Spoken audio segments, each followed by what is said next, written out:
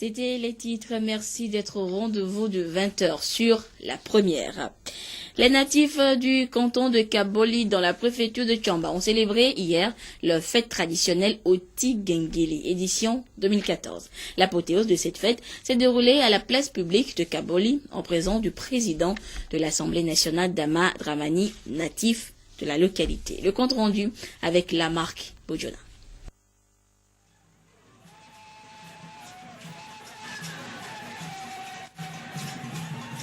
Ce rassemblement des natifs du canton de Kamboli dans la préfecture de Tchamba marque l'apothéose de la fête traditionnelle Oti Gengele. C'est un moment de retrouvailles des filles et fils de Kamboli pour se ressourcer. Pour cette édition 2014, plusieurs personnalités ont marqué de leur présence à cette fête, notamment le président de l'Assemblée nationale, Dama Dramani, fils de Kamboli, pour célébrer Oti Gengele. Cette fête vient de l'histoire. Le lieu Gengele, c'est le lieu où notre premier ancêtre a créé le village, c'est-à-dire a pris comme occupation pour créer le village. Et cette fête est fêtée depuis la nuit des temps. C'est notre identité, c'est le symbole de notre unité, c'est le cadre qui nous réunit, c'est le cadre qui nous permet de faire des concertations, de réfléchir sur le développement de notre milieu qui est Kaboli. Au-delà de la fête, les natifs de Kamboli ont tenu à témoigner leur gratitude au chef de l'État pour les différentes nominations des filles et fils de la préfecture de Tchamba à de hautes charges. Nos vieux, ils ont toujours prié. Nous souhaitons à ce que Dieu fasse, à ce que les ancêtres fassent de telle façon que le fils de Kaboli soit sorti, disons, de grands personnages au niveau de ce pays-là. Leur prière a été exaucée. Donc, voilà pourquoi cette année, nous l'avons fait avec faste, pour montrer à la face du monde, pour montrer au président de la République que nous l'avons toujours soutenu, nous l'avons fait hier, nous le faisons aujourd'hui, mais nous lui disons également que d'être tranquille, nous sommes toujours derrière comme une bosse. La manifestation a été arrosée par une pluie synonyme de bénédiction. Les différents intervenants ont exprimé leur gratitude à Dieu pour la protection dont la localité de Kamboli a bénéficié. La fête traditionnelle Oti Gengele est célébrée chaque 2 ans. Rendez-vous donc dans 2 ans. La préfecture de Blita était aussi en fête hier. Les ressortissants de cette préfecture ont, eux, célébré Adeboila Digidi, ou la fête des Ignames. La fête s'est tenue dans le canton de Tcharebaou, en présence des natifs et des autorités politiques, au devant desquels la ministre de la Communication, de la Culture, des Arts et de l'Information civique. Nous retrouvons Lamarck Bojona.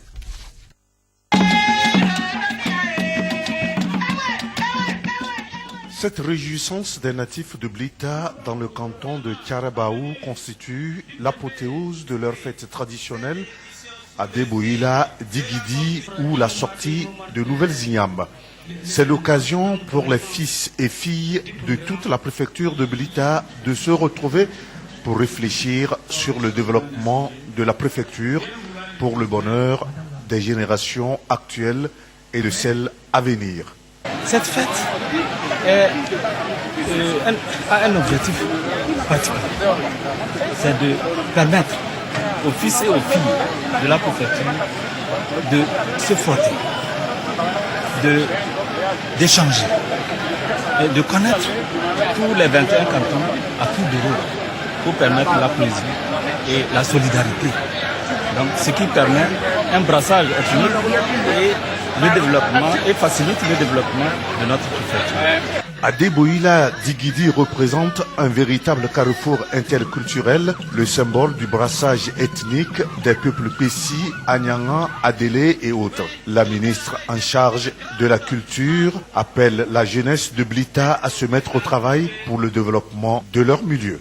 Je voudrais saisir cette opportunité pour inviter tout particulièrement la jeunesse de Blita, fer de lance du développement de la préfecture, et les exhorter à fuir les solutions de facilité. L'intérêt de la communauté, l'amour du travail, la discipline de soi l'abnégation, le respect de la vie et de la nature que vous ont légué les anciens doivent constituer des sources d'inspiration et des repères indiscutables pour vous. Oui, vous les jeunes, vous devez prendre en main votre avenir en faisant preuve d'imagination et d'innovation dans toutes vos entreprises afin de leur assurer à chaque fois une plus grande productivité et une meilleure qualité. En le faisant, vous contribuerez à traduire dans les faits la stratégie de croissance accélérée pour l'emploi et la réduction de la pauvreté dans notre pays. Le chef de l'État compte sur vous, le gouvernement compte sur vous, vos concitoyens comptent sur vous. Comme pour les autres éditions, cette 7e célébration de Adeboïla Digidi a été l'occasion pour la population de Blita de présenter les différentes richesses folkloriques du milieu.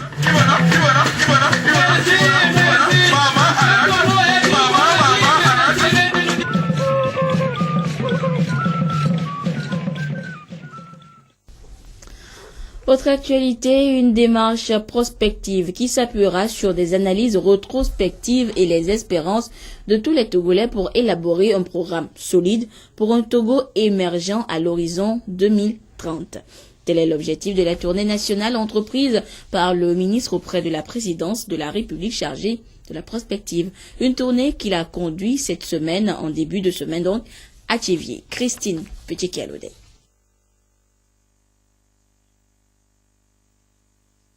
L'inadéquation entre l'accroissement de la population et les ressources disponibles contraint le Togo à passer d'une logique de choix à courte vue à celle prospective. Le gouvernement veut donc planifier le développement du Togo sur les 15 années à venir. Pour que ce plan dénommé Vision Togo 2030 soit une réalité partagée, il faudrait prendre en compte les aspirations des citoyens. Après les régions des savanes, Kara, Centrale et Plateau, le ministre auprès de la présidence de la République chargé de la prospective et de l'évaluation des politiques publiques a échangé avec les acteurs de la région maritime sur le processus d'élaboration de cette stratégie.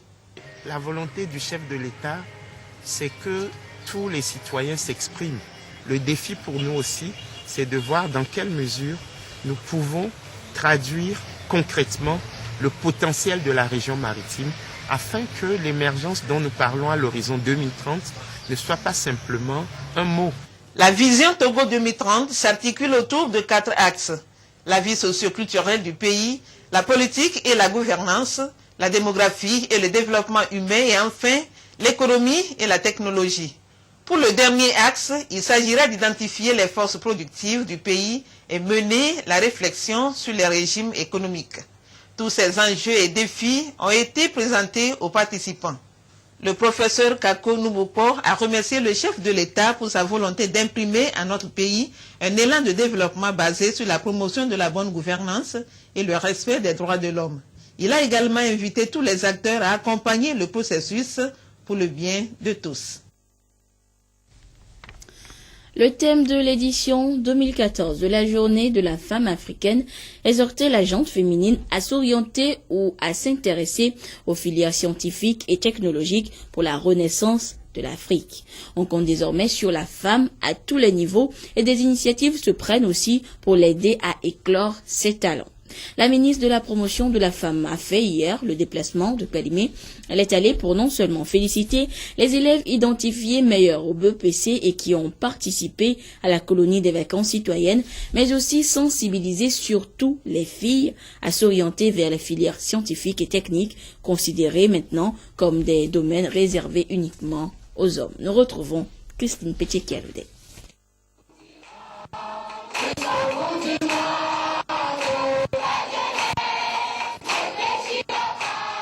Des jeunes filles et garçons. Ils sont les meilleurs lauréats du BEPC cette année. Ils participent depuis le 8 août aux vacances utiles et citoyennes à Kpalimé, organisées à leur profit par le gouvernement pour les encourager à exceller davantage. La ministre de la Promotion de la Femme est allée les rencontrer. Pour elle, ces jeunes doivent être soutenus déjà à tracer un plan d'avenir. Raison de cette conférence éducative sur l'orientation scolaire avec un accent particulier sur la promotion des filles dans les filières scientifiques et technologiques. Les différents domaines et les formations disponibles leur ont été présentés. D'habitude, on dit que les filles ne peuvent pas faire la série C. Mais aujourd'hui, là j'ai compris, on peut faire toutes les séries. Par exemple, il y a la dame qui a fait la mécanique. Là, ça a étonné tout le monde dans la salle. On nous a fait comprendre que les filles aussi pouvaient bien faire les filières scientifiques. J'envisage de passer le concours d'entrée au lycée scientifique. Malgré les efforts pour aider surtout les filles à aller plus loin dans les études, d'énormes défis restent à relever. Depuis 2006, selon des investigations, les filles peinent à franchir par exemple l'étape de la licence en mathématiques. Un défi à relever à tout prix selon ces femmes battantes qui ont fait le déplacement de Palimé pour soutenir la ministre de la Promotion de la Femme dans cette sensibilisation. Notre analyse au niveau des problèmes liés aux mathématiques, c'est au niveau de l'université où nous avons mentionné qu'il y a 0 femme enseignante au département de mathématiques, 0 fille ou femme au master de mathématiques, et donc c'est avec difficulté aussi que les filles arrivent au niveau licence depuis le système LMD. C'est une occasion pour nous d'inciter les meilleures filles ici au Togo à pouvoir défier ce manque. En tant qu'ingénieur génie civil, nous exhortons tous les élèves filles à pouvoir prendre confiance en soi et exceller dans ce domaine des sciences.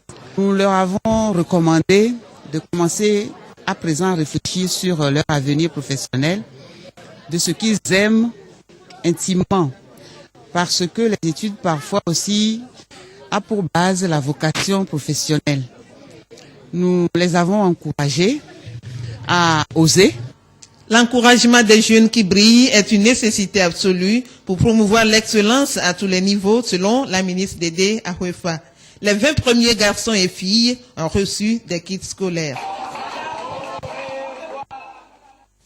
Et rappelons que ces enfants en colonie de vacances à Palimé ont quitté cette ville ce dimanche pour rejoindre leur famille. Nous évoquions dans nos précédentes éditions les déviances de la jeunesse de nos jours qui portent atteinte à sa santé mentale. Et lorsque ces déviances n'ont pas pu être évitées à temps, une des méthodes de redressement de ces jeunes en dérive est l'incarcération. Pour permettre leur meilleure prise en charge, l'ONG Creuset Togo a initié la réhabilitation de ce que l'on dénomme les quartiers pour mineurs dans l'enceinte de la prison civile, de la police et la gendarmerie des régions de l'Ankara et centrale. Nestor Mozo. L'une des missions que s'est assignée Creuset Togo à CJDEP, Association Creuset des jeunes pour le développement et l'épanouissement intégral des populations, est de veiller sur les enfants en conflit avec la loi. Pour le compte de son projet Justice et droits des mineurs, Creuset Togo à CJDEP a permis la réhabilitation du quartier pour mineurs à la prison civile de Kara et dans quelques brigades de gendarmerie et commissariats de police dans les régions Kara et centrales. Dans les textes internationaux et nationaux que le Togo a ratifiés,